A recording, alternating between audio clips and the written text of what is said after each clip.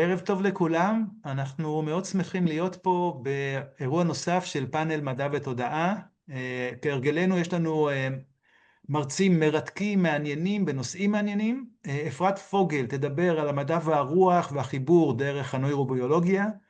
דוקטור יניב זייד יחבר לנו את הרוח והחומר עם הקריירה והעסקים, ודוקטור יעל בבניסטי תחבר לנו את הנושא הזה עם המחשבה על הזקנה. אז איך נזדקן? אני מקווה שנזדקן לאט לאט גם במשך השעה הזאת. ואנחנו מתחילים כהרגלנו במדיטציה קצרה של 2-3 דקות. אחר כך כל אחד מהמשתתפים, מהמרצים, ידבר 5 דקות 55 שניות, ואחר כך יהיה קטע של שאלות של 10 דקות לכל אחד לשאלות. המשתתפים שנוכחים בזום מוזמנים גם להעלות שאלות בהערות בצ'אט, ואנחנו נסיים במדיטציה סיכום בסביבות השעה 8. אני רק מזכיר לכולם שהאירוע הזה הוא הכל בהתנדבות וכולי, אז אם אפשר אנחנו מבקשים תמיכה בדנה, יש פרטים בפרסום של האירוע. אז אנחנו מתחילים במדיטציה קצרה, מוזמנים לעצום עיניים, מי שמתאים לו, לשבת בנוחות על הכיסא או איפה שאתם נמצאים, ולקחת נשימה עמוקה מהאף, ולשחרר לאט לאט לאט מהפה.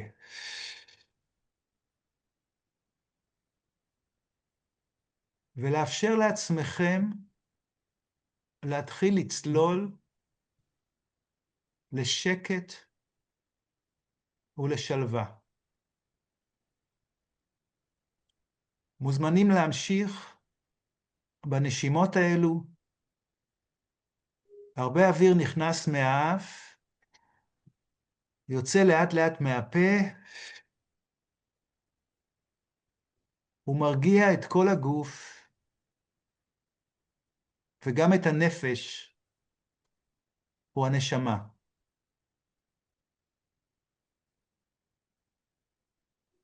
ועכשיו אתם מוזמנים לשים בצד את כל המשימות שלכם, את כל התוכניות, את כל המחשבות, אולי לשים באיזו שקית או מגירה. כל הדברים האלה יחכו לכם, ותוכלו לחזור עליהם אחרי התוכנית. מוזמנים לקחת נשימה עמוקה מהאף, שחרור אוויר איטי איטי מהפה,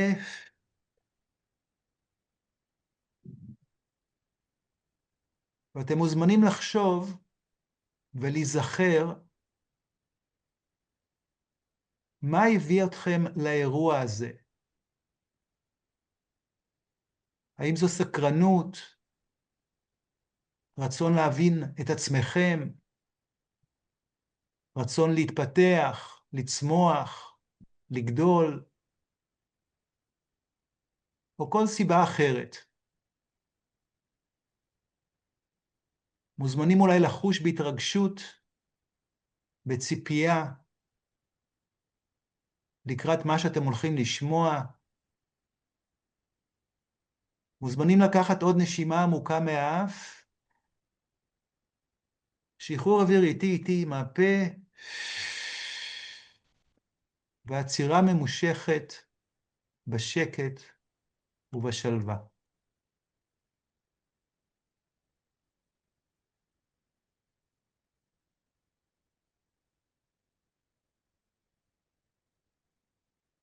ואפשר להתחיל לחזור מכאן ועכשיו, יום חמישי בערב.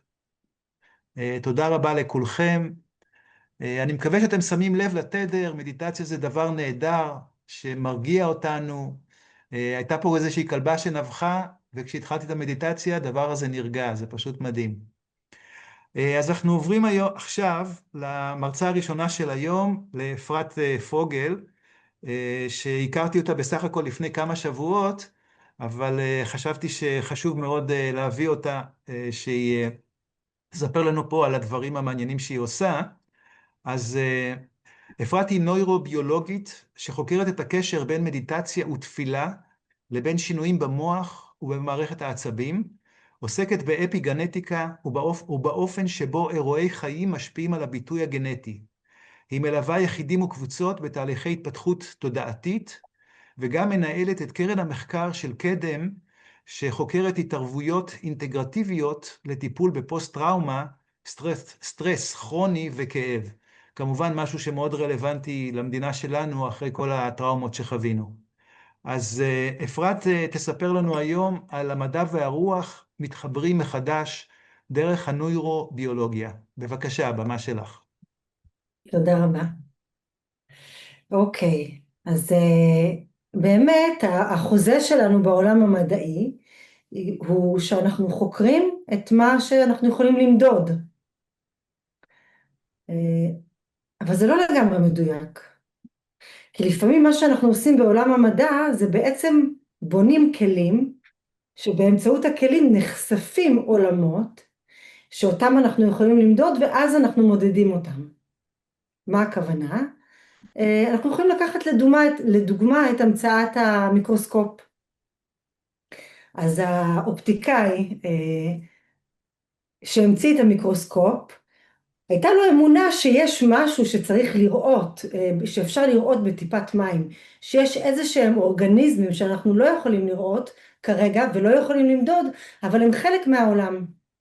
והוא השקיע המון המון זמן בליטוש עדשות, בסופו של דבר הוא הצליח לבנות מיקרוסקופ, ראה את החיידקים והראה אותם לכולם. ככה זה עובד בעולם הפיזי.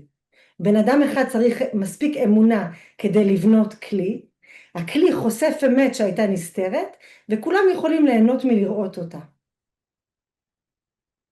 אבל יש עוד מרחב חקירה, שבו יש אנשים שכבר, אני רוצה להגיד אלפי שנים, בונים כלים שחושפים עולמות נסתרים.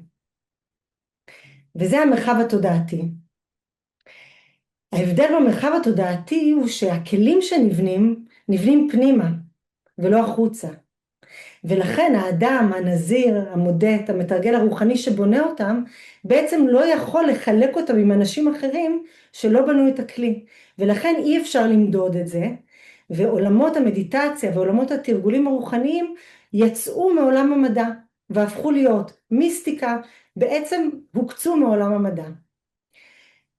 כל זה היה רלוונטי עד לא מזמן.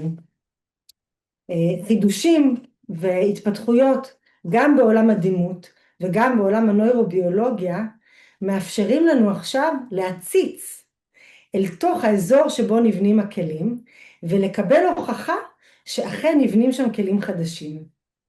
אז אמנם אנחנו אולי לא יכולים לראות מה הכלים האלה מגלים, אבל אנחנו בהחלט יכולים לראות בצורה אמפירית שמשהו קורה ומשתנה במוח של אנשים שמודדים.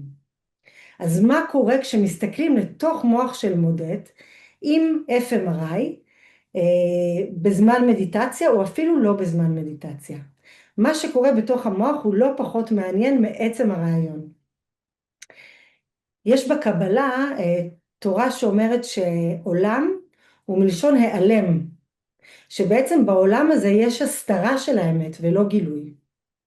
ובאופן מפתיע או לא מפתיע, מה שאנחנו רואים כשאנחנו מסתכלים לתוך מוח של בן אדם שמודד, זה לא מערכת שמתעוררת, אלא מערכת שנרדמת.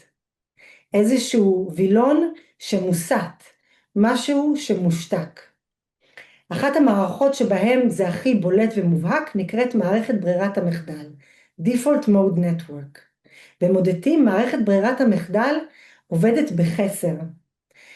מערכת ברירת המחדל קשורה, נקראת גם The Autobiographic Self, ומאוד מאוד קשורה לאופן שבו אנחנו תופסים את עצמנו אל מול העולם.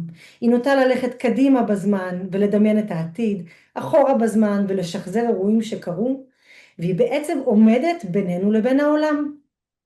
לחשוב מה זה להיות בלי DMN, אחת הדרכים הכי טובות לעשות את זה, זה לחשוב על ללוות ילד קטן בדרך חזרה מהגן. כל מי שליווה ילד בדרך חזרה מהגן יודע שילד קטן, הוא לא הולך מהר הביתה, נכון? כל דבר ברחוב מושך את תשומת ליבו. כל אבן נראית יפהפייה, כל עלה הוא סופר מסקרן, העולם קורן חוכמה ויופי עבור הילד הקטן. אצל ילדים קטנים מערכת ברירת המחדל עובדת מאוד מאוד נמוך. בעצם מערכת ברירת המחדל אינה עומדת בינם ובין העולם, והם חשופים ליופי ולחוכמה שהעולם קורן.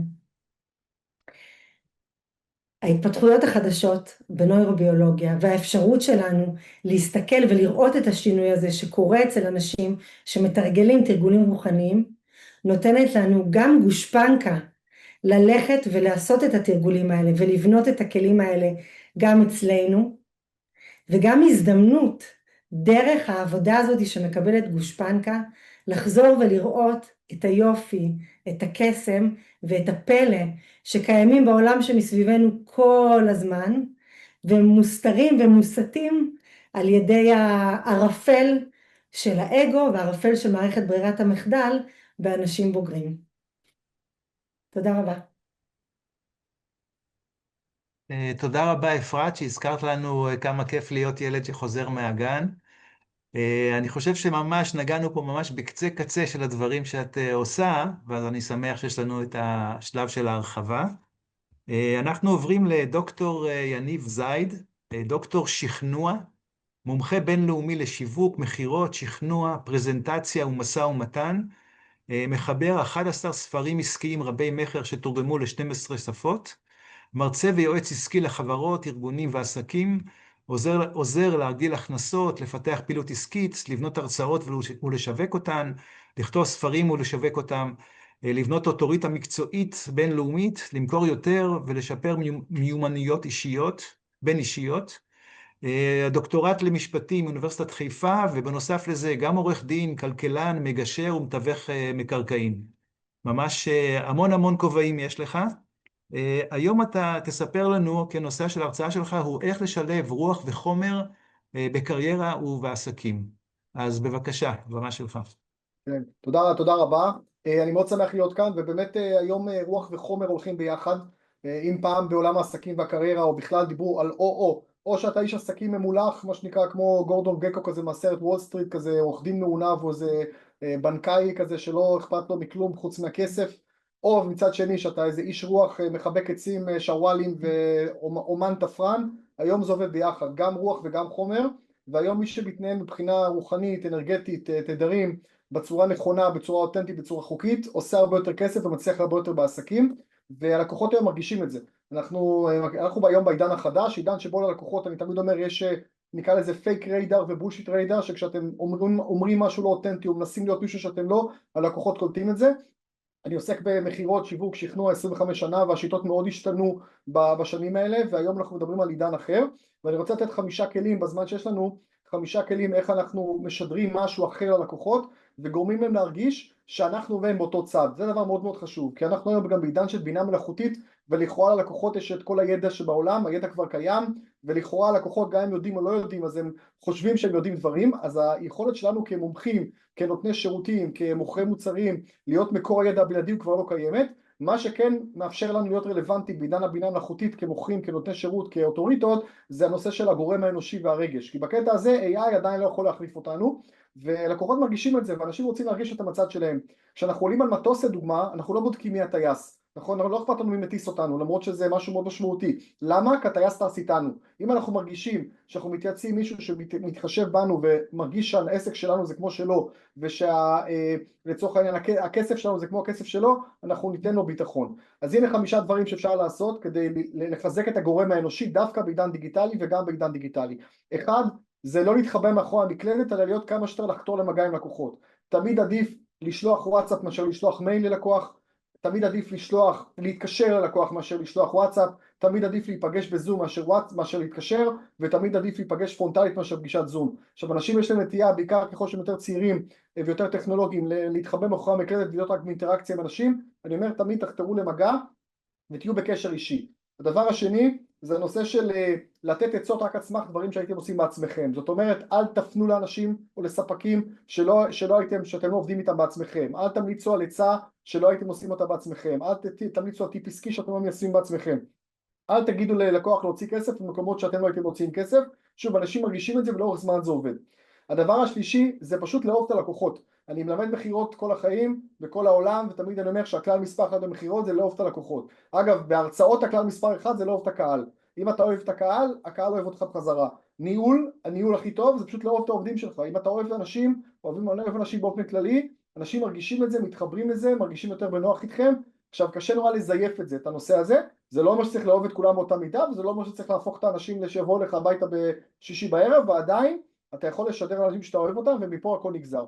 זה הדבר השלישי. הדבר הרביעי, זה נושא של להיות נגישים לקהל, בעיקר אם אתם מעבירים פרזנטציות או הרצאות או מצגות. רוב האנשים שמעבירים הרצאות, בין אם הם לחוצים לפני או קצת רוצים לשמור על פאסון, אז רואים אותם רק כשהם מתחילים לדבר, הם מגיעים נגיד לאולם או לבמה או לחדר, ועוזבים מיד אחרי. ואני אומר הפוך, הגעתם לאיזשהו כנס, הגעתם לאירוע, תתמנגלו עם אנשים, תדברו עם אנשים, תשתתפו, תכירו רגע את האתגרים ואת הבעיות, תתחברו לאנשי המפתח, תשאלו אנשים מה מפריע להם, ואז אתם תהיו מרצים הרבה יותר טובים ותעבירו פרזנטציה הרבה יותר טובה שמותאמת לקהל, והקהל ירגיש שלא רק באתם להעביר ידע, כמו שאמרנו בידע אין לכם יותר יתרון יחסי, אלא באתם באמת מתוך הנשמה לתת להם כלים אמיתיים. והדבר החמישי זה נושא של לשתף בסיפורים אישיים. זאת אומרת, בסופו של דבר יש עיקרון שנקרא עיקרון ההדדיות. אם אני רוצה שאנשים יפתחו אליי, אני צריך להיפתח אליהם. אני רוצה שאנשים יספרו סיפור על הילדים שלהם, אני אספר סיפור אחד על הילדים שלי, והם יספרו 10 סיפורים על הילדים שלהם. אני רוצה שידעו את הטלפון שלהם בסוף האירוע, אני צריך לתת את הטלפון שלי. אני רוצה שיחייכו אליי, אני צריך לחייך. כלומר, יש פה איזה עיקרון של עיקרון הדדיות, ואנשים היום מעריכים מאוד אותנטיות. ודברים שפעם עבדו של לנסות להיות מישהו אחר, או לנסות כל מיני כלים שיווקים שראיתי אצל מישהו אחר, כבר לא עובדים. אנשים רוצים את האותנטיות שלכם. ואותנטיות, אגב, אמר לי פעם איזה יועץ פייסבוק שאנשים עובדים נורא קשה להיות אותנטיים, שזה קצת מוזר, כן? הוא התכוון שאנשים מצלמים 200 תמונות ובוחרים את הכי טובה ועושים לה פוטושופ ואז מעלים אותה לרשתות. אז היום יש הרבה דרכים להיות אותנטי. עכשיו, אותנטי זה לא בהכרח לקום ב4 בבוקר כולי עייף ולצלם סרטון, אבל מצד שני לא להיות מלאכותי מדי, כי אנשים מרגישים את זה, ואנשים רוצים לשמוע גם סיפורי כישלונות שלכם, לא רק הצלחות, זאת אומרת לא רק אני מעולה, אני מדהים, אני זה, כי קשה להתחבר אליי ככה, אלא גם כישלונות. יש היום בהייטק ליין הרצאות שנקרא Fuck Up Nights, שאנשים ממש מספרים על כישלונות, יזמים מספרים ליזמים אחרים על כישלונות, ואנשים מקשיבים לזה, ואנשים אוהבים להקשיב לזה, כי הם רוצים לראות את הדרך שעשיתם ולא רק את ההצלחות. אז אני מסכם רגע שרוח וחומר הולכים ביחד, והלקוחות היום מרגישים, ובכלל אנשים סביבכם מרגישים מתי אתם פייק, מתי אתם לא, אז תתחברו לאנשים, תהיו נגישים לאנשים, תתעניינו באנשים באמת, תאהבו אנשים, תאספו עליהם מידע, תשתפו בסיפורים אישיים, ואתם תראו לבד שלא רק שיהיה לכם יותר כיף בחיים וקל בחיים, התוצאות העסקיות יגיעו והכסף יזרום, הרוח והחומר מחוברים. אז תודה על הזמן פה. תודה רבה יניב, מרתק, מדהים. אני מאוד שמח לשמוע על השינוי הזה שהקהילת עסקים עושה, ואנחנו כמובן נחזור אליך בשלב השאלות. אנחנו עוברים להרצאה השלישית של דוקטור יעל בן בנישתי. היא מומחית בינלאומית בתחומי אריכות הימים, longevity, והטכנולוגיות לגיל השלישי, age-tech. היא בעלת תואר דוקטורט PhD בגרונטולוגיה, מדעי הזקנה, מאוניברסיטת חיפה, משמשת משנה למנכ"ל אינסורטק ישראל, ובעבר שימשה מנכ"לית של קרן הון הסיכון Mediterranean Towers Ventures. אז יש לך פה המון כובעים מעניינים, באמת הרבה דברים לשאול עליהם בהמשך, והכותרת של ההרצאה שלך היום היא המחשבה על הזקנה מנבאת איך נזדקן. כותרת מהממת, ואנחנו בציפייה לשמוע את החוכמה שתעבור דרכך. בבקשה. אז בשמחה, ותודה שהזמנתם אותי, ובהמשך להרצאה הקודמת של יניב, אז אני אכן מאוהבת בעולם הזקנה, אין כמו איזו שיחה טובה עם איש מבוגר כדי לקבל קצת תובנות על החיים. אבל היום אנחנו נדבר על למה באמת אנחנו מפחדים להזדקן, ואיך נהייתה תעשיית אנטי-אייג'ינג כל כך פורחת. אז אם הייתי שואלת מי רוצה לחיות עד 100, אז אני מאמינה שרוב הידיים כאן היו עולות. אבל אם אני הייתי שואלת מי רוצה להזדקן, אז כנראה שהרבה פחות ידיים היו מתרוממות.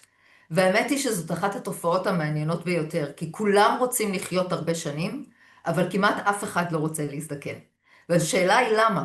אז אני חושבת שהתשובה היא שאנחנו לא באמת מפחדים מהגיל, אנחנו מפחדים ממה שלימדו אותנו שהגיל מסמן.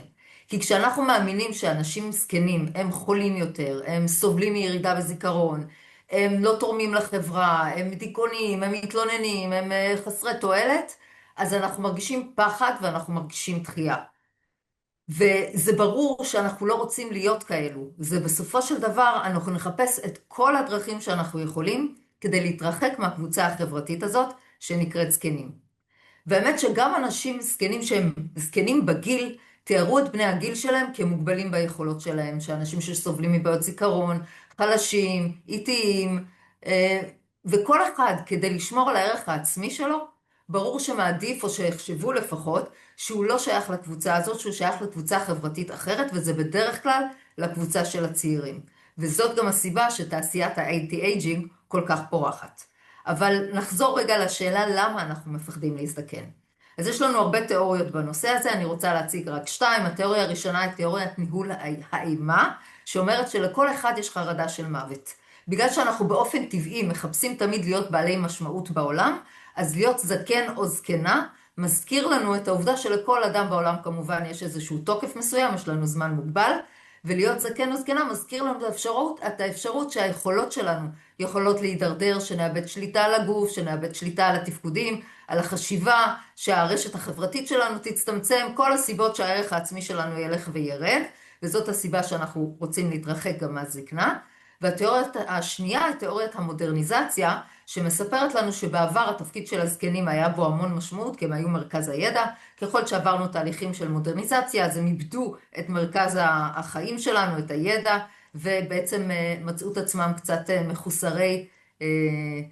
מחוסרי טכנולוגיה, מחוסרי יכולת להשתלב, ובטח פחות תורמים, וכמובן שוב, קצת נדחקו לשולי החברה, ומי רוצה שידחקו אותו לשולי החברה, אף פעם אנחנו לא רוצים להיות זקנים.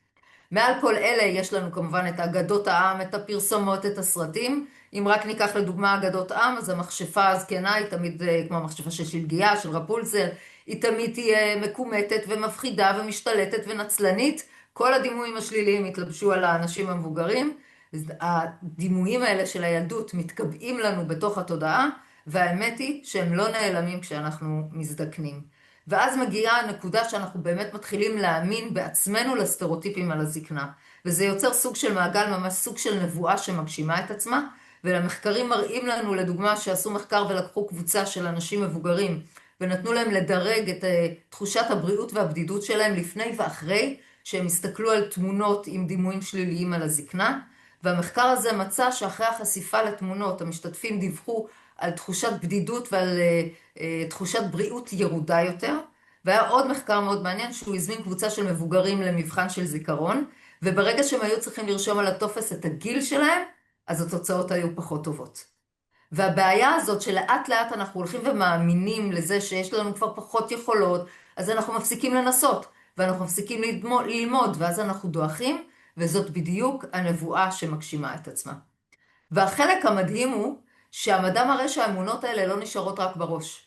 הן משפיעות לנו גם על הגוף, והמחקרים ממש מראים שאנשים עם תפיסות חיוביות כלפי הזקנה, הם גם אלה ששומרים על הבריאות הטובה יותר, הם גם יכולים להתאושש ממחלות בצורה מהירה יותר, והם נשארים פעילים יותר לאורך השנים. בקיצור, הם חיים הרבה יותר טוב מאלה שתופסים את הזקנה בצורה שלילית. כלומר, איך שאנחנו חושבים על הזקנה, משפיע בסופו של דבר על איך שאנחנו נחווה אותה. לא הכל נקבע על ידי הגנטיקה, יש המון מקום לתודעה, יש המון מקום לתפיסה, והמון מקום לבחירה איך אנחנו תופסים את הזקנה ככל שאנחנו מזדקנים. אז אולי אנחנו לא יכולים לעצור את השעון, אבל אנחנו כן יכולים לבחור איזה סיפור אנחנו נספר לעצמנו. ואם נשנה את החשיבה כלפי הזקנה, אז אולי לא נחיה יותר, אבל בטוח נוסיף חיים לשנים שלנו.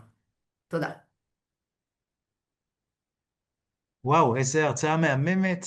באמת, אני חושב שכל הנושא הזה מרתק. אנחנו באמת נחזור אליך בשלב השאלות. אני גם, יש לי הרצאה שקשורה לנושא הזה, אז ממש יש לנו חיבורים מסוימים. אז באמת תודה רבה לשלושת המרצים, באמת תודה רבה, הרצאות מרתקות, מעניינות, והנושאים כמובן מרתקים.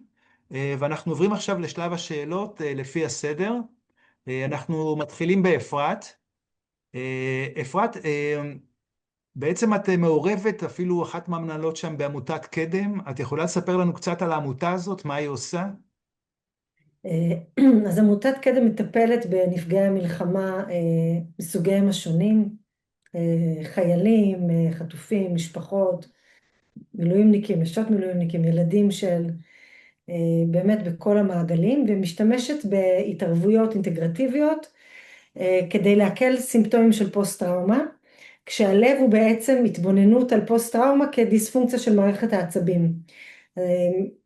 איך זה קשור? אנחנו בעצם משתמשים באותו ידע, באותה אפשרות למדוד ולנטר את מערכת העצבים, כדי להשתמש בטכניקות שחלקן עתיקות וחלקן תודעתיות, ואנחנו מודדים ורואים איך הטכניקות האלה בעצם מגבירות את הוויסות העצבי, מעלות פרמטרים מסוימים ועוזרות לאנשים להתגבר או להפחית את הסימפטומים של פוסט-טראומה. אנחנו עובדים עם דברים כמו חשיפה לקור, טכניקות נשימה, נרטיבים מסוימים, עבודה קבוצתית, עבודה קונסטלטיבית, לצד עבודה שהיא יותר במגע וכו'. אוקיי, מעניין, מרתק, ובאמת עבודה מאוד מאוד חשובה. אני חושב שאחרי 7 באוקטובר 2023, אני חושב שאולי חצי עם ישראל נמצא בטראומה, ובאמת חשוב באמת לטפל, במיוחד במקרים הקשים, אז כל הכבוד לכם על העבודה הנהדרת הזאת. כן. אני אגיד עוד משהו, שפוסט-טראומה זה סוג של סטרס כרוני, וזה נכון שיש לנו המון פוסט-טראומה במדינה, אבל כל העולם כולו נמצא בסטרס כרוני, וזה דבר שילך ויתגבר ככל שאנחנו משנים את המציאות עם הטכנולוגיה. אז ההתערבויות האלה שפותרות סטרס כרוני הן מתאימות בעצם רוחבית לכל העולם המודרני. אוקיי, בהחלט אני מסכים איתך לגמרי, ופה זה מוביל אותי לשאלה הבאה שאני רוצה לשאול, לגבי כל הנושא הזה של מדיטציה. כלומר, אנחנו שומעים על הרבה מחקרים שבאמת מדיטציה גם מרגיעה את הגוף, גם את הנשמה וגם מאריכה חיים. את יכולה ממש בקצרה לתמצת לנו את הנושא הזה, מה אומרים המחקרים, למשל, כמה חיים זה, כמה זמן, כמה שנים זה יכול להוסיף, מה המשמעות באמת על האיברים? אז בעצם האסכולה שבה אני מתעסקת פחות מודדת אריכות חיים, אבל כן מודדת תפקודים מוחיים, יותר מדברת על גישה לוויזדום, האפשרות לגשת לוויזדום, וקורלציה של זה עם איכות חיים, עם well-being. ואנחנו באמת רואים שאנשים שמתרגלים מדיטציה משנים את האופן שבהם המערכות המוחיות שלהם עובדות, ומערכות שידועות כקשורות לדיכאון, חרדה, סכיזופרניה לא עלינו, וסבל נפשי, יורדות, נמצאות בחסר כמו שאמרתי קודם. אבל לא פחות חשוב מזה, זה באמת מחבר אותנו לרוא דאטה של העולם. אנחנו חיים בתוך ענן. אתם יודעים, אומרים שאנחנו לא רואים עם העיניים, אנחנו רואים עם המוח, וזה נכון. אז האפשרות הזאת היא לנקות את העדשה ולקבל בחזרה את הרוא דאטה, פותחת אפשרויות לפרשנות מגוונת של העולם, בעצם פותחת איזו מציאות קוונטית בחזרה, וזה באמת בהישג ידינו. אוקיי, תודה רבה. נתת את הדוגמה של הילד מהגן שחוזר לאט לאט וכל דבר מעניין אותו ומסתכל. זה משהו שהיית ממליצה לאנשים באמת, להאט את הקצב לקצב כזה של ילד, ואת יודעת, לצפות כל דבר וזה, ואת הכל להוריד במקום הילוך חמישי, לפעול כל היום בהילוך ראשון? היכולת להיות סקרן ובפליאה, זה אחת היכולות הכי רוחניות, הכי חשובות וגם הכי מענגות. למעשה כשאנחנו נמצאים בסטייט אוף מיינד הזה, אנחנו לא צריכים הרבה בשביל לחוות עונג ואושר. אני מאחלת לכל בן אדם להגיע לשם, וההמלצה שלי היא בהחלט להאט. כשלומדים ומתרגלים מיינדפולנס, מאטים כדי לתפוס כל פרגמנט ופרגמנט בתוך המציאות, וכשאנחנו מצליחים להיות בתוך מה שקורה עכשיו, אנחנו גם הרבה יותר חסינים לצער, וגם מתמלאים ביכולת להיות ניזונים מהעולם. אני ממש ממליצה, ולמי שיש ילדים קטנים, אני ממליצה לו להשתמש בהם כמורה דרך, כמורה דרך חבל על הזמן. אוקיי, מצוין. אז באמת קיבלתם פה המלצה ממומחית בנושא, להאט את הקצב, אני חושב שזה באמת המלצה נכונה. אולי לא למהלך ראשון, אבל בהחלט להאט את קצב החיים. אז אנחנו פותחים עכשיו את הסשן הזה לשאלות משאר המרצים. יניב, יעל, יש לכם שאלות לאפרת? אנחנו רוצים גם לעודד פה שיתופי פעולה למשל. אני מאוד מתחבר, דיברנו על רוח וחומר, מאוד מתחבר להשפעה של מדיטציה על המוח. רציתי לשאול, אפרופו, מה מדיטציה, תפילה, אותן השפעות בדיוק? אז יש הרבה פחות מחקר על תפילה. נכון שאלון מתעסק עם זה כבר מלא שנים, אבל העולם הזה של מדע ותודעה זז לאט. אה, יש עבודות מועטות ואין הרבה עבודות בדימות. כשאני אומרת תפילה אני מדברת מתוך הניסיון האישי שלי וגם ההבנה שלי, שכשאנחנו אומרים תפילה אנחנו בעצם מדברים על איזושהי איכות תודעתית של הרפייה, כניעה, הכרה בדבר שהוא גבוה ממני, וכשאני מכיר שיש דבר שהוא גדול ממני, אני בעצם מתאפשר לי לראות את החלק שלי שהוא גדול מהאגו שלי, לצורך העניין. או זה דרך עקיפה להשתחרר מעננת ה-DMN אגו כזה, ולראות את היופי של העולם. אז זה בהחלט גם נתיב מומלץ, הודיה, תפילה, קבלה, כולם נתיבים שצריכים עוד להיחקר, אבל הם סופר מומלצים. אבל באמת נשאלת השאלה אם ברגע שאני מסיר את האחריות מעצמי ומעביר אותה לתפילה או לכוח אחר גדול ממני, איפה, איפה, עד כמה אני מסיר אחריות ועד כמה אני בונה את עצמי בתוך העניין, או שאני אומר זה גדול ממני, זה נקבע מראש. כן. זו שאלה מצוינת שנשאלת הרבה בקרב אנשים שפחות מתפללים. זה כאילו... הסגרתי את עצמי, אוקיי? כן, זה רעיון לוגי, אבל בפועל מה שקורה הוא הפוך. כי כשאני יכול, זה קשור לתפילה, זה קשור גם לענווה, כשאני יכול להניח את עצמי במקום ולהגיד, יש דברים שהם לא בשליטתי, אני לא יכול לסדר הכל ואני לא יכול לתקן הכל, בפועל מתפנה לי המון מקום, המון חמלה, המון מרחב פנימי, לעשות את מה שאני כן יכול לעשות. והתוצאה אצל רוב האנשים, אם אין להם איזושהי פתולוגיה קיצונית, היא שבעצם הם ימצאו בתוכם כוחות להתאמץ, להתמיד, לתת, כשהחלק הזה המבקר, המבודד, האבוד, נחלש, והמון כוח נכנס למערכת והמון מוטיבציה נכנסת למערכת. וממש תודה על השאלה הזאת, זה כאילו זה נותן הזדמנות באמת לדבר על משהו שהוא חשוב ויקר, אז תודה. אם אפשר להוסיף, אז בעצם כל הנושא הזה של תפילה הוא קיים גם ברוחניות, ואנחנו קוראים לזה, הרבה מטפלים קוראים לזה לזמן מציאות. למשל, שאם אנחנו רוצים שאנשים שאין להם בני זוג או בנות זוג ורוצים, אז המטפלים מציעים להם בדרך כלל לחשוב, קודם כל לרצות מהלב, לכוון את הלב לכיוון הזה, לחשוב איך הם רוצים שזה יקרה, לדמיין את זה קורה, וזה בעצם במובן מסוים ממש מקביל לתפילה. כלומר, אנחנו מבקשים את זה, במקום לבקש מאלוהים, אז אולי החילונים מבקשים את זה מהיקום, מכוח הטבע, אבל למעשה זה בעצם דבר מאוד מאוד דומה לתפילה.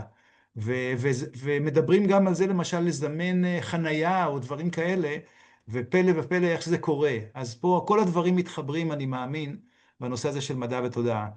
שאלה אחרונה קצרה אולי ליניב או יעל לאפרת, ונסיים את הסשן הזה. אז יש קשר בין אנשים מאמינים חיים יותר, או חיים יותר טוב? יש מחקרים על זה? האמת היא שאני ממש התלבטתי אם לדבר על זה, או לדבר על הקשר שבין מוסר והתבטאות גנטית במערכת החיסון, שזה נושא אחר שחקרתי, ואני אגיד, אני לא יודעת להגיד לך איזה תשובה, אבל אני כן יכולה להגיד שמוצאים קשר בין התנהגות או עושר מוסרי, שקשור לתחושת שייכות, נתינה לאחר, תחושת משמעות, ובין התבטאות יתר של גנים אנטי-דלקתיים וחסר של גנים פרו-דלקתיים, אנטי-וירליים וחסר של גנים פרו-דלקתיים במערכת החיסון, והדבר הזה מתווך על ידי פעילות של עצב הווגוס. אנחנו בעצם, אז זה משהו שכן נמצא במחקר. אז יש קשר בין התנהגות או מוסר ואמונה לבין מערכת החיסון לפחות. תודה רבה אפרת, באמת נושא מעניין מרתק, תודה רבה על כל התובנות המדהימות האלו. תודה. ואנחנו עוברים לשלב השאלות לדוקטור יניב זייד, ואני חייב להגיד, כן, אתה אמרת תיארת את עצמך בתור דוקטור שכנוע, אז אותי כבר שכנעת, אז הכל בסדר, אני מניח גם את רוב הקהל. תודה רבה.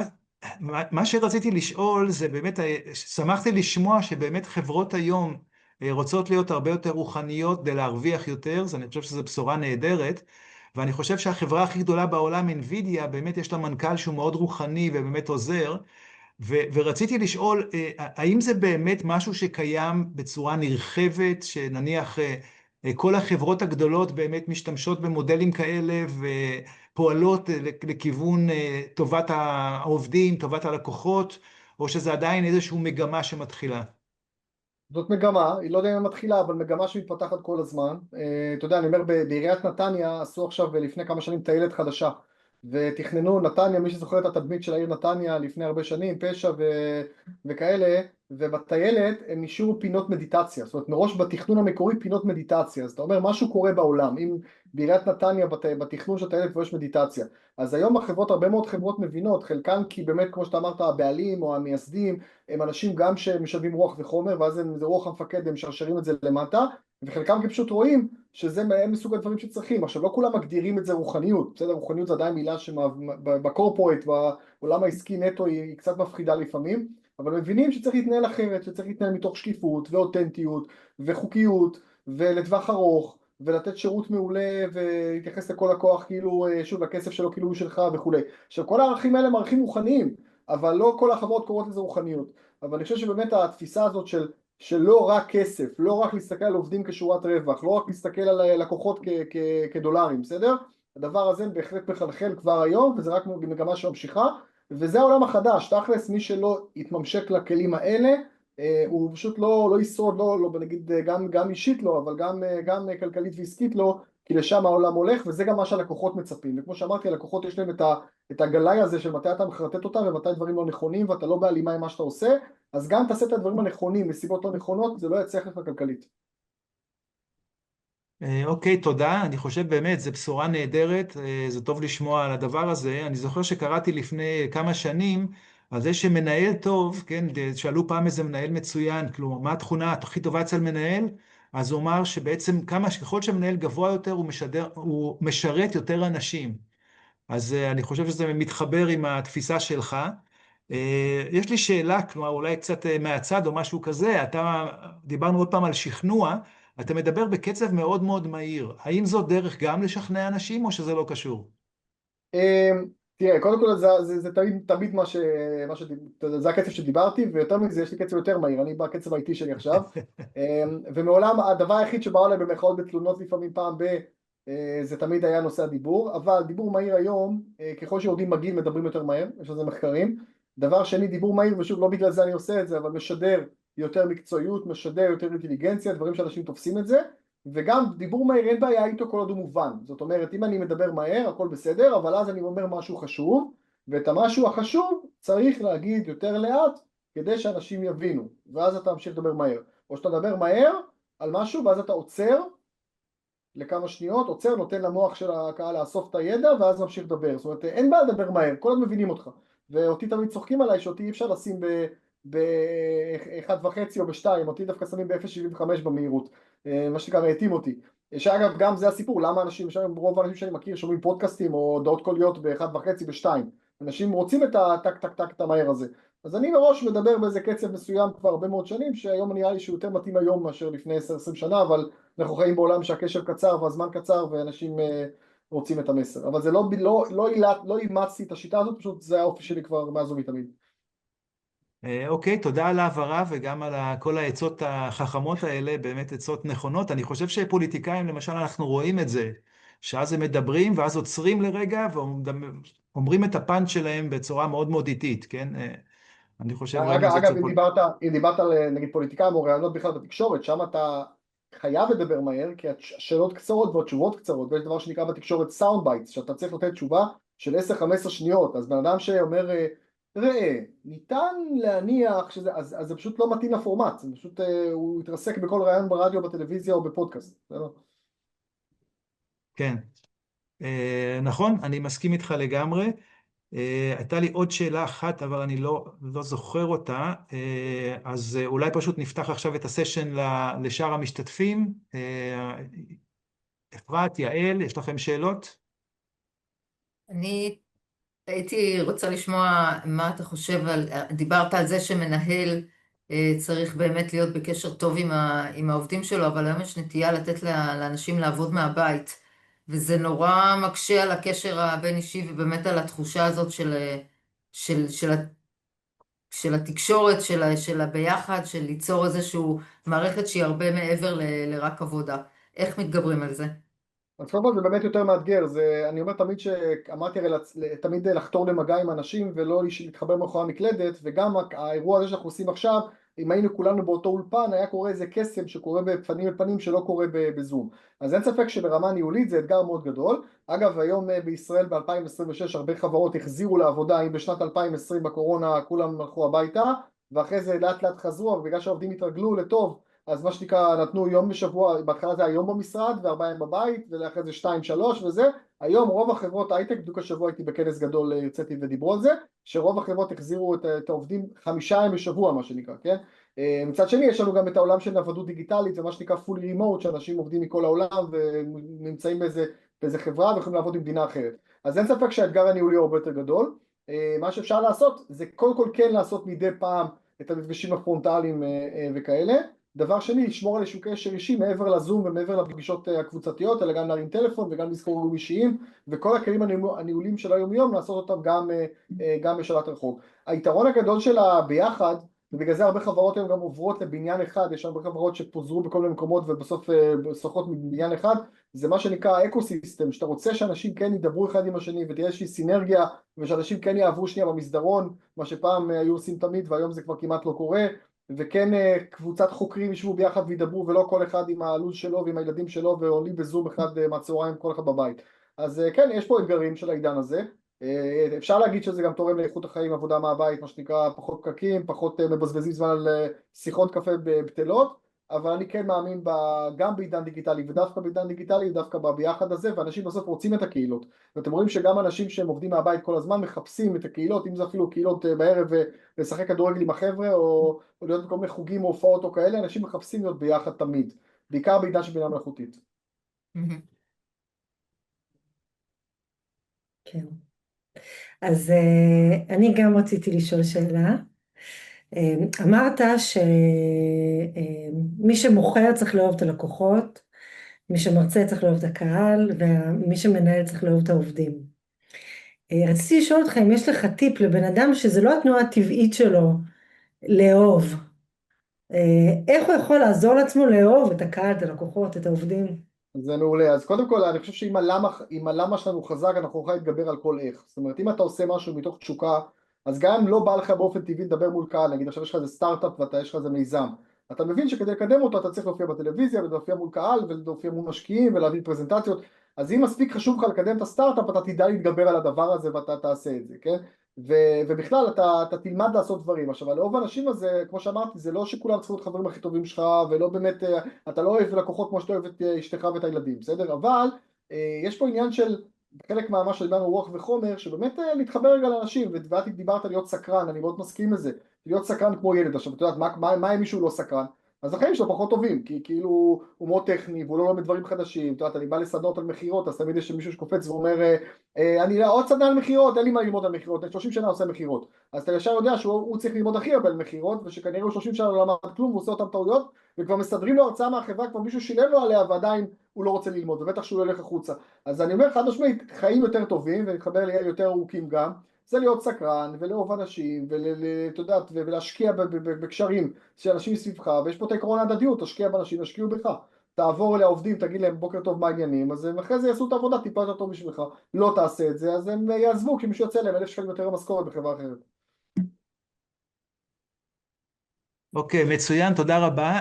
אני נזכרתי מה שרציתי לשאול, לפני כמה זמן קפץ לי איזשהו סרטון על איזשהו פרס שזכית, אתה רוצה לספר על הפרס הזה ועל כל האירוע?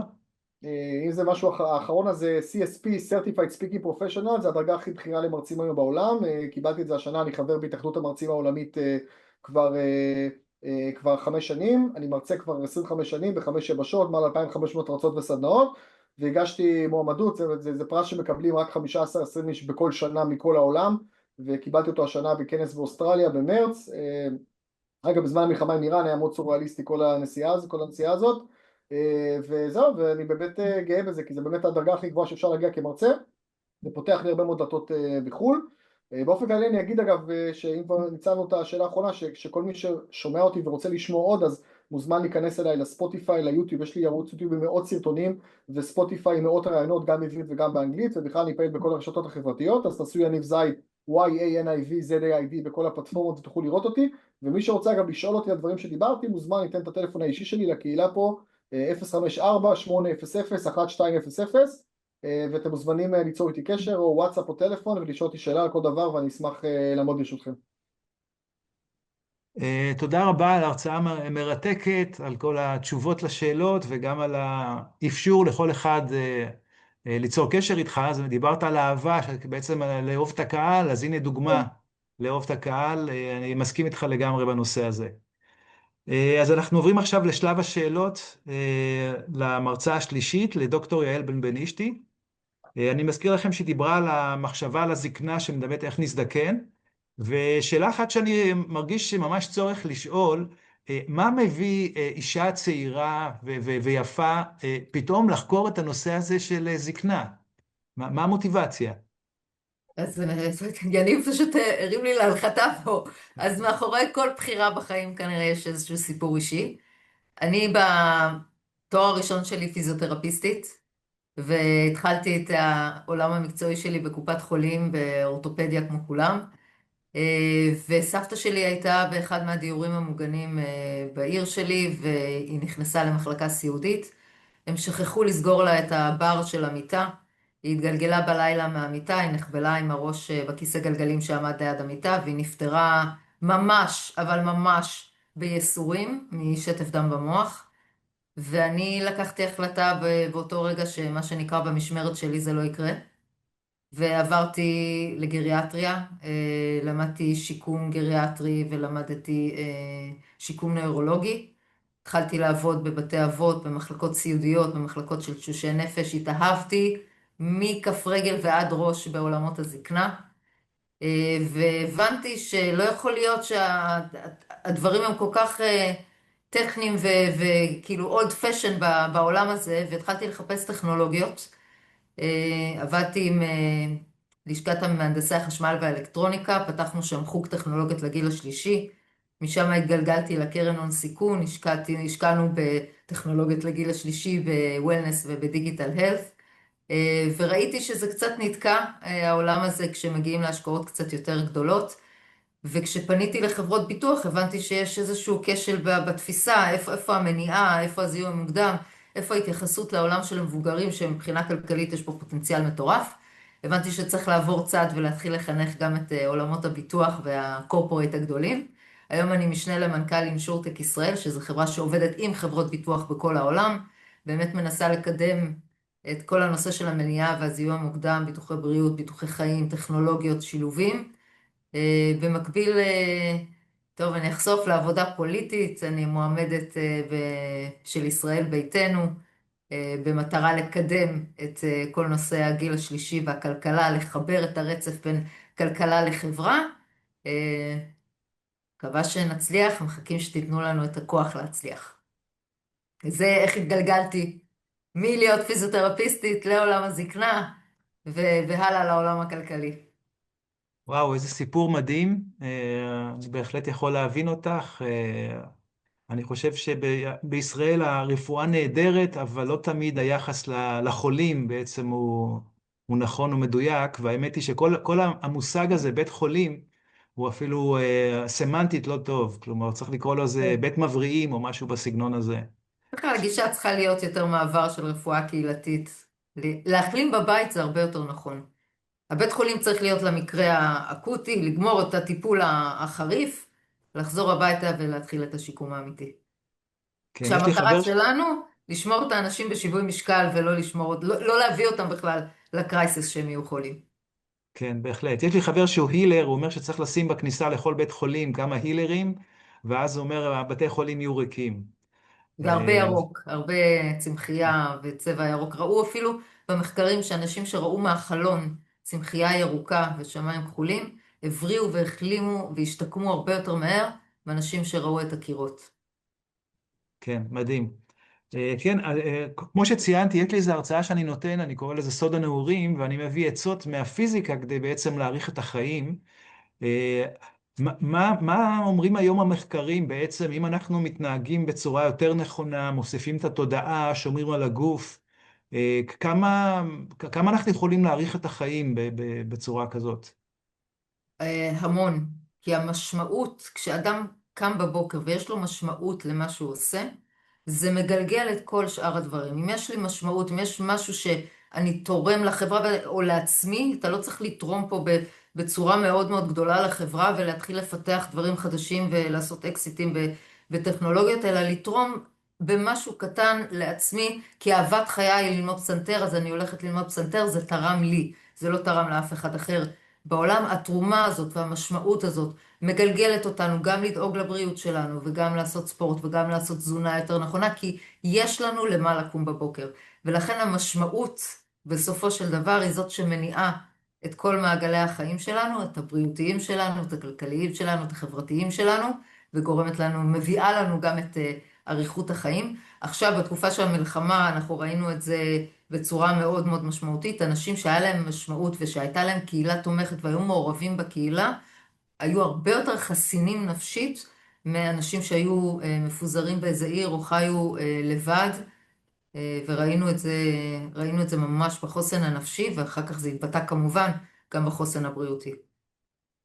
כן, אולי שאלה זריזה לפני שנעבור לאחרים. דיברת על חרדת מוות, אז לי לפחות אין חרדת מוות, ויום אחד הבנתי מישהי שגם אין לה, שזה קרה בגלל שכאילו חוויתי בעצם מוות בילדות שטבעתי, ומאז בעצם אין לי חרדת מוות. מדברים על באר גלגולים, אני אישית חוויתי גם עשרות גלגולים. האם יש מחקרים שמראים שאנשים שאין להם חרדת מוות חיים יותר, או אנשים שחוו גלגולים קודמים, גם החיים יותר? יש מחקרים כאלה, או שזה ממש לא בכיוון? אני לא יודעת אם יש מחקרים כאלה, אבל אני חושבת שהתיאוריה יותר מדברת על זה שאנחנו מבינים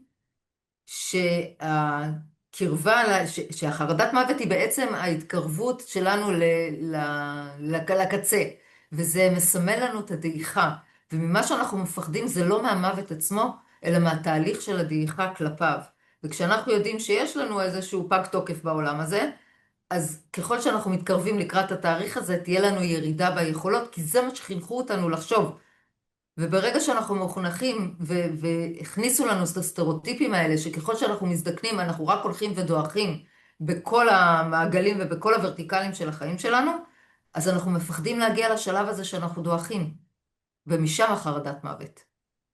לא כן, מהמוות עצמו, אלא מהתהליך של הדעיכה. כן, בהחלט. מסכים איתך לגמרי, אני חושב שזה, הדברים שאת אומרת נכונים בצורה ברורה. בואו נפתח יאל, את האפשרות גם ליניב, לאפרת, לשאול שאלות. רציתי, קודם כל מאוד מעניין, ואני מאוד גם חוקר את הנושא הזה של הלונג'ביטי, ואני חושב שיש לך שליחות גדולה בעולם, כי אני מוכר, אני בן 49, אני מוקף בחברים ובבני משפחה שיש להם איזו תפיסה לגבי הגיל, שכבר גיל 50 אתה מתחיל קרחצנים, מתחיל להידרדר, וגיל 60 אתה כבר ככה, וגיל 70 אתה כבר די גמרת את הזה, וסיפורים, ואני יכול להגיד לך, אני פרק ב' בנישואים, ויש לי עכשיו תינוק בן שנה ורבע, ועוד ילדה בדרך, וכל מי ששומע שאני בדרך זה, אז זה מתחלק לשניים, אף אחד לא נשאר אדיש. יש חצי שאומרים, השתגעת לגמרי, התחרפנת לגמרי, אתה תהיה עייף, הילד שלך יתגייס, אתה תהיה בן 70, אתה לא יהיה לך כוח לרוץ איתו, כל מיני סיפורים, ויש כאלה בדיוק אומרים הפוך, איזה כיף לך, ואני בא איזה כיף לי, אז מה, יש קשר, אני מבחינתי זה אמור להשאיר אותך צעיר, האם זה מגובה גם מחקרית האירוע הזה?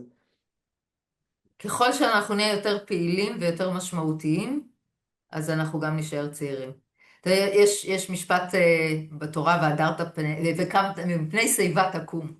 אז כולם חושבים שהנה הגיעו הזקנים וצריך לקום וצריך לכבד אותם, אבל לא, ממש לא. מפני שיבה תקום, זאת אומרת, ככל שאתה תהיה יותר פעיל ותקום ותעשה דברים ותהיה משמעותי, השיבה תברח ממך. אתה תבריח את השיבה. זה מפני שיבה תקום. כן. וזה בדיוק הדבר הנכון. זאת אומרת, ככל שאנחנו נשאר יותר פעילים ומשמעותיים, אנחנו לא נרגיש זקנים ואנחנו לא נהיה זקנים, כי לא הכל גנטיקה. אני מסכים מאוד.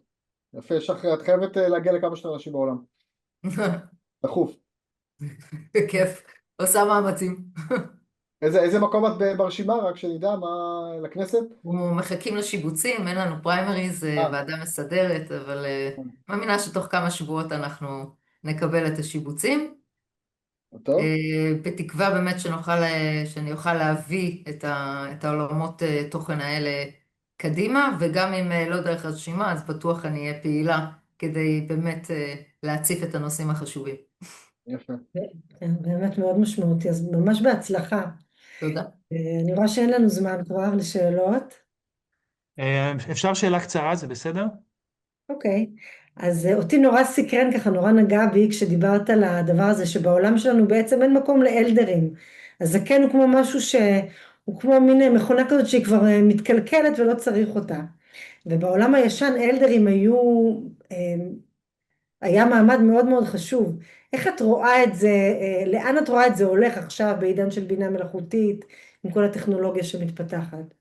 דווקא פה אני חושבת שיש קצת אור בקצה המנהרה, כי בעידן של בינה מלאכותית דווקא למיומנות יש פחות מקום, אלא יותר ליצירתיות. אתה צריך לדעת מה לבקש מהמערכת, להיות יצירתי ולדמיין, כדי שהמערכת תעשה את זה בסוף. היכולת לדמיין ולהיות יצירתי, אין לה גבולות ואין לה גיל, היא תלויה רק בנפש הפנימית שלך. ואם אנחנו נלמד מה לבקש מהמערכת, או שיש לנו את היצירתיות הזאת פנימית בוערת בנו, אין גבולות. אז אני דווקא חושבת שהבינה המלאכותית תעשה טוב מבחינת התעסוקה והגיל המבוגר. אני מאוד מסכימה, איזה כיף, איזה מעודד זה. אני חושבת שה-wisdom חוזר למרכז, ה-knowledge הופך להיות commodity וה-wisdom חוזר למרכז. כי הממשקים נהיים יותר ויותר נגישים לכולם, וגם כשמדברים על נגישות, לא מדברים על הגודל של האותיות ועל הצבע של הקונטרסט של הצבעים, אלא יותר על המסע לקוח בתוך המערכות, וכשהמסע לקוח הוא נורא נוח ונורא פשוט, אז בעצם מה שנשאר לנו זה להיות יצירתי, ולדמיין לאן אנחנו רוצים להגיע. אני רק אוסיף לגבי הגורם האנושי, כי בעידן טכנולוגי יש גם את מה שנקרא מגפת הבדידות היום בעולם, שדווקא זה הופך הרבה אנשים לבודדים. אז חלק אחד מהאנושות נהיה יותר טכנולוגי, משתבלל, מזמין פניות רק מהבית, באינטרנט, אין לו חברים ועושה כל בינה, ודווקא החלק גדול, וזה החלק לדעתי שיאריך חיים, זה מי שכן יוצא החוצה ונמצא בקהילות, ויש לו חברים אמיתיים, ויש לו את המשמעות, ולא הכל זה טכנולוגיה. טכנולוגיה היא אמצעי, לא מטרה בפני עצמה. לגמרי. אוקיי, אנחנו צריכים לסיים את החלק הזה. באמת, תודה רבה ליעל, באמת נושא מעניין, מרתק, ועל כל החדשנות שיש בו. ותודה רבה גם לשלושת המרצים על באמת הרצאות מרתקות. אני מאוד נהניתי היום, היה ממש מעניין, מגוון, מרתק, מדהים. באמת תודה רבה. אנחנו נסיים את האירוע הזה במדיטציה קצרה, שתסכם לנו בעצם את כל מה שהיה פה. אז אני מזמין את כולם שוב, מי שמתאים לו לעצום עיניים, לשבת בנוחות על הכיסא, ולקחת נשימה עמוקה מהאף, ולהוציא לאט לאט מהפה.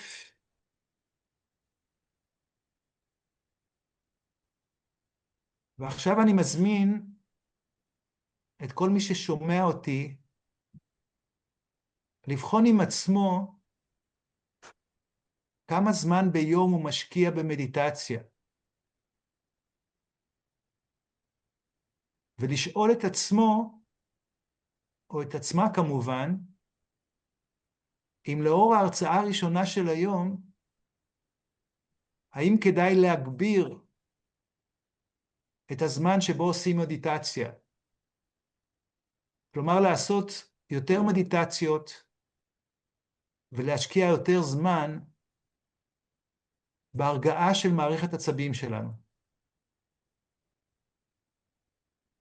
מוזמנים להמשיך, לקחת נשימה עמוקה מהאף, שחרור אוויר איטי מהפה, והפסקה, עצירה ארוכה. ואני מזמין את כל אלה שנמצאים בעולם העסקים, לשאול את עצמם האם הם מביאים גם רוח לעולם העסקים. האם הם מביאים אהבה, אהבה ללקוחות, אהבה לאנשים סביבם, אהבה לעובדים. אני מזמין אותם להכניס את הלב פנימה, את ההבנה שההכנסה של רוחניות, הכנסה של תודעה לעסקים, יכולה לשפר את המצב ולהביא רווחים גדולים יותר. ושוב, לקחת נשימה עמוקה מהאף, שחרור אוויר איטי מהפה, הפסקה ארוכה בשקט בשלווה,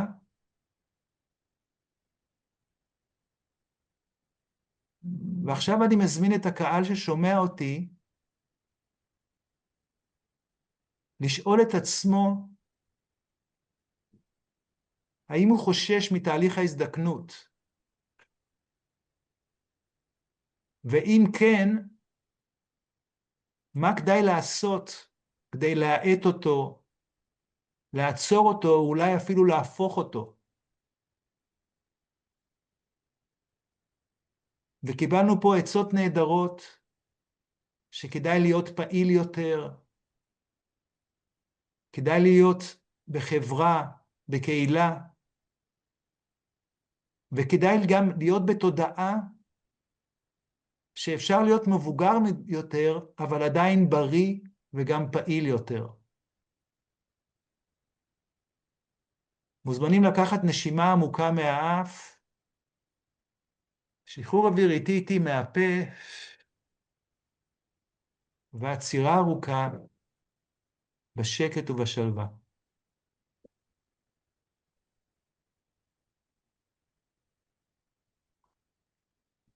מוזמנים לחזור לכאן ועכשיו, לפתוח את העיניים. תודה רבה לכל המרצים הנפלאים של היום, תודה רבה לקהל, תודה רבה לצוות מאחורי הקלעים, ליעל מילו ולכל הצוות שעוזר לה. אנחנו נהיה פה עוד חודש בערך בפאנל הבא. אני מזכיר ומבקש, מי שיכול, מי שהתוכנית הזאת תורמת לו, מוזמן לתרום בדן על התוכנית. האפשרות לעשות את זה נמצאת בכישורים, בפרסומים. אז שוב, תודה רבה לכולם, שיהיה לכם המשך ערב מקסים וחיים מאושרים, בריאים וגם ארוכים ומלאי משמעות. תודה רבה. תודה רבה. תודה. תודה. ביי, חברים, תודה.